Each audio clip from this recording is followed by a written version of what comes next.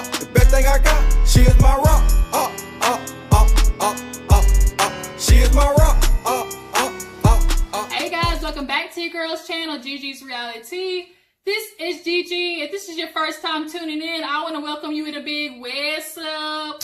We have another show to add to the hit list of TV series to review. Black Ink Crew Chicago has premiered again last night.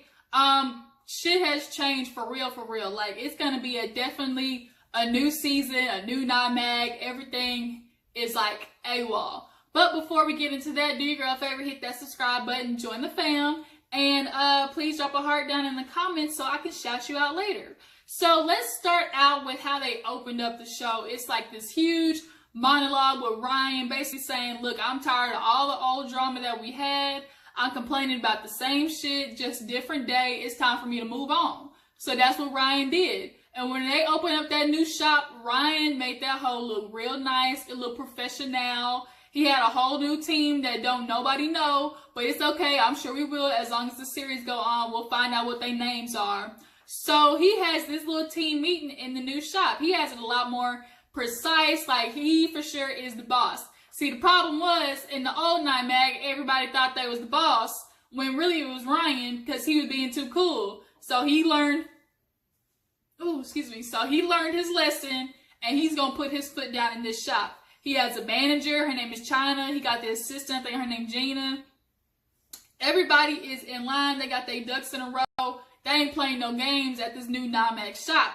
And as they do it now, we going to pan over to the old ass shop, and it is dusty and whack. Everybody's sitting there not doing nothing as usual. Charmaine ass in there, whatever her title is. Bella in there putting stuff together. And Don and Ford, they all wondering like, okay, like what does this mean for us now that Van is the boss? At this point now, Van, he got to take control. He been complaining all this time about how Ryan fucked it up and stuff, but here go Van time. It's gonna be his turn to see what all he can do, if he can back up all that shit he was talking. And speaking of Van, his ass busts open the door and has this huge ass Coming to America entrance. He has some girls with rose petals, dusting them on the floor, having the big ass throne chair come in, and he walks his big hefty ass in the room, talking about welcome the new owner. And I'm just like, really, Van? This is what you doing? This how you gonna start off? Like, come on, bro. And so it is just like amazing, like how Van is taking this. Oh, they got Bella over there, and then Bella had the nerve to be like, well, I don't know why Ryan didn't take me to the new shop. Bitch, half the season last year, you was drunk. You showed up to your interview wasted. And then when y'all went on vacation, you got drunk and couldn't even get out before you got to the club. You got issues, and then you always fighting. Hell, you just fought at the damn tattoo convention. He don't want none of that, Bella. You can't hold your liquor, okay? That's why your ass gonna stay at the old Night Mag with all the rusty, dusty other ones. Like, I don't know what you was thinking, Bella. So Van comes in, and he brings all the hood niggas from Chicago Rilla. This is like how you know, like, this has got to go downhill, because the same problem happens every time. When a nigga come up, what he do? He bring his street boys with him, and they don't know nothing, so they fuck up the whole system. It's a tattoo shop, Van, not a clothing store. So now he got Chicago Rilla clothing stuff all up in there with his little men, his little soldiers, I guess you want to call it, taking over the shop. They eating pizza and making messes, and Charmaine and Bella like, okay, well, what the fuck is this? Don sitting there like, okay, what, is this what we gonna be doing now, Van? This is going to be a shit show. Like, it's whack at this point right now. I can't believe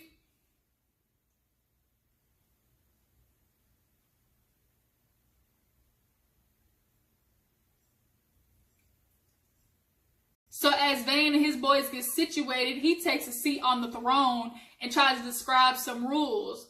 One rule, I am right even when I'm wrong. Really, Van? Yo, big ass. See, he got pride and ego issues.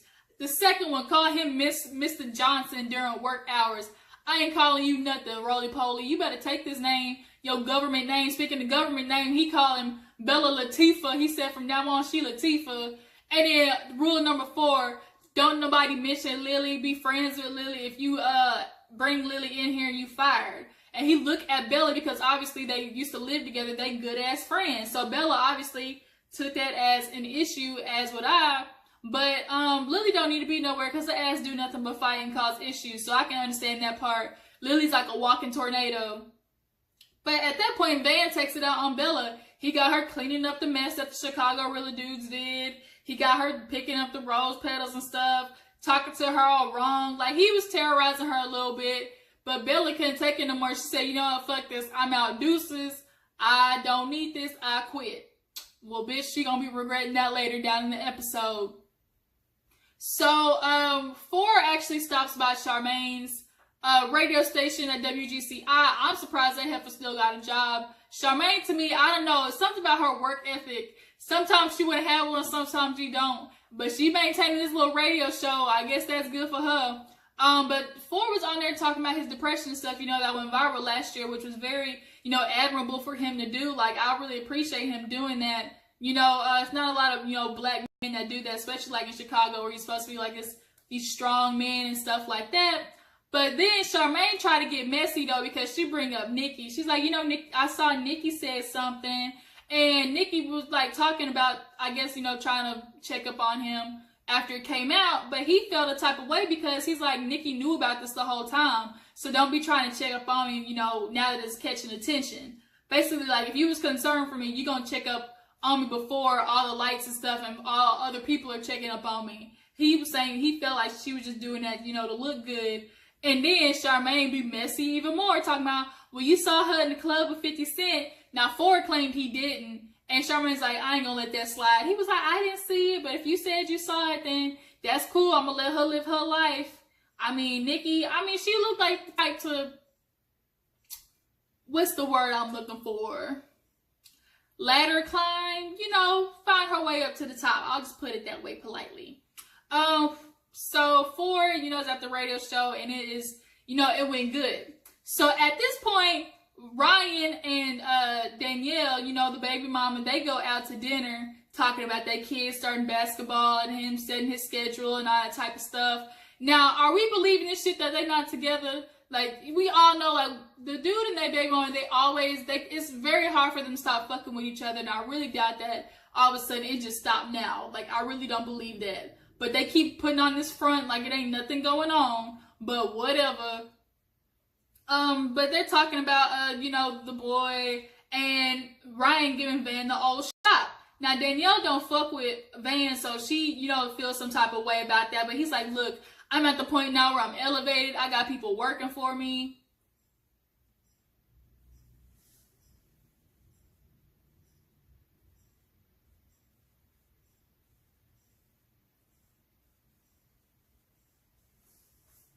Sorry, y'all. I was looking out the window. Had somebody pulling up in my driveway. Hold on, focus. Alright. You know, can't be having people pull up in your driveway and not be knowing who it is. So, she obviously don't fuck with Van. But Ryan is feeling like, you know, he worked for me. All he do is gotta cut me that check. I don't even care what the shop look like as long as I get my money. And I absolutely can deal with that. Like, you know, that's how I feel too. Even if I don't like you, you gonna run me my money. I'm gonna get that guap, that check. I need my money on time, ATL style. So, and then he got this whole new thing going on, you know, at the new shop. He's like, I literally can make money while I'm asleep. So he's like, it just feels good to be doing that. So 4, he actually wants to stop by the new shop because he's doing a tattoo on like a WNBA player. And he's like, you know, the old shop is cool, but you know, I want an environment that's a little bit more, you know, appeasable, that's nice. So he tried to go to the new shop, knocking and ringing and stuff, and the damn assistant opened the door and keep him out like, you can't enter. I'm sorry, my nigga, but you can't come in. And 4 is like, where the hell Ryan at? Like, let me in the damn shop. She's like, I'm sorry, I can't do that. Let me go get Ryan. So 4 basically standing out there like how you be waiting outside for your date or something. He's just ringing the doorbell. It's like this whole situation. Well, Ryan finally come out, and 4's like, what the hell is going on? Like, I'm your bro. Like, you gonna sit there and treat me like this? And it became very interesting when production asked Ryan, did you block old Nine Mag from coming in the building? And he ain't shy about saying it. He said, you know what? There's an energy. I don't want it in my shop. You know, I'm starting new. I don't want that drama, you know, coming around here to, you know, fuck up the feng shui. I mean, it's understandable because, I mean, the last shop was get on ratchet. Let's not play. It was going downhill. So Ford was just like, don't do that to me. Like, I'm not, like, I'm just your brother. Like, we go way back, way before this new shop. So you got me feeling like nobody to you. So he's like, Ryan's like, man, you always got a booth here. I told you that when you're ready to come back, you can do that. So he talks about, doing the tattooing shop, and he goes in. So he goes in, he's looking at the booth and stuff. It's all nice. Notice the Death Row like poster. And he comes to set his shit up, and here comes China with a contract. He like, contract? What the fuck am I signing? What do you mean a contract? And she's like, oh, just for emergency, just agree to the percentages. And he's like, percentages? So Ryan, he done got smart. He's like, no, instead of a booth toll fee, we gonna do percentages. So basically, say I want a tattoo and my booth toll is only $300. I can give you that $300, and basically after that, all that money that I make after that, I can keep. But instead, Ryan put it in percentages. So literally, for every tattoo you do, a percentage goes to him. So no matter what, like, you fuck both from the front and the back if you do percentages versus a booth toll. So Ford obviously felt like, well, damn, like, okay, but I'm his old friend, so Ryan said I ain't gotta do that. He tried to be a little entitled, but China was like, nope, sorry, goodbye. That ain't how it work here. So Ford just decided, you know what, fuck this. I'm gonna go back to the old shop so I ain't gotta worry about, not having my money. So in the meantime, him doing that, we flash to Bella and Lily as getting wasted at the damn restaurant because Bella said that she quit the fucking job. She was like, I do need a job right now, but I just couldn't allow myself to get treated like that. Lily, as she always found her way to get mad about something. I think her and Van fucked. I think they messed around. And now Van mad because he messed it up with his girl that he literally been with for 10 years. But here they are talking about this new party that Van throwing, the first non-Mac party, under his management, and they gonna crash that bitch. Lily, of course, wants to go crash it. Like, what's new for Lily? Ford does a really good tattoo on that girl in the old shop. She did one for like her breast cancer for her grandma or something like that. And it was cool. So it is the day of the party. Everything's going good. Van is in there talking about let's get wasted. Charmaine ass in there. All the Chicago Rilla dudes is in there fucking up the whole space. And it's going off. So the next thing you know, here we got Bella and Lily walking their ass in, and it might as well heard a record scratch. It was like skirt. But Van said, you know what? I'm in a good mood. I'm not gonna Lily fuck this up for me. And Bella comes in, starting an issue, but this little dude beside Van named D, I think it was his cousin or something, was not having it. Lily got up on the table and just started going in. I heard your name in got my name in your mouth. Like, why you always talking about me? You got people saying stuff like on a contract or whatnot. And this is not what we do. And then somebody came back at Lily, and it gets even worse from there because she's like, I'm not going to do this with you. You're not going to fucking play with me, my nigga. And we already had this issue about Lily saying the N-word last season when Charmaine brought it up to her. So when she said that, everybody stopped like, oh, damn, Lily, like, didn't we try to teach you the lesson last time? And somebody threw a drink in her fucking face. And that caused issue, but Van pulled her down, took her to the side and like, look, Lily, we're not doing this. I'm not going to allow you to ruin it. So calm your ass down. Take your Tasmanian devil self out the shop because it ain't going to happen today. And Bella throws a fit with Van talking about, you did all that terrorizing me. How would you feel if somebody did that to your daughter? Like, that's not how you treat somebody. And Van's drunk ass said, you know what? If you want to eat her puss, if you want all of her pussy, you might still be working here. So get both of y'all asses out, y'all fired. And I was like, damn, like, okay, you was doing a little much. But, I mean, now y'all better go find a new job, work at KFC, Taco Bell, what y'all, Chicago, hell, I don't know, you can find a deep dish pizza spot. And at this point, Charmaine is annoyed. She's like, damn, I can understand why Ryan left. This shit is getting old, constantly fighting. Yeah. The way y'all ran the shop last season was basically everybody wanted to be in control. Everybody wanted to be the boss, and it don't work that way. Ryan is the shop owner. He is the face of it. Y'all should have known that. But Ryan, he wasn't being a boss. He was letting everybody feel like he could be friends and stuff. And that's what he said. He was like, I was letting people get too comfortable. But now in this new shop, I'm going to let everybody know. If you got to come to me, you're going to respect me. And you're going to go through my assistant before you even talk to me. And I'm like, he running a real mob style right now. But basically the episode ends with Lily getting kicked out of the shop, and Van, you know, continued to run the whole thing. Got strippers, ass everywhere, money, of course, nothing new.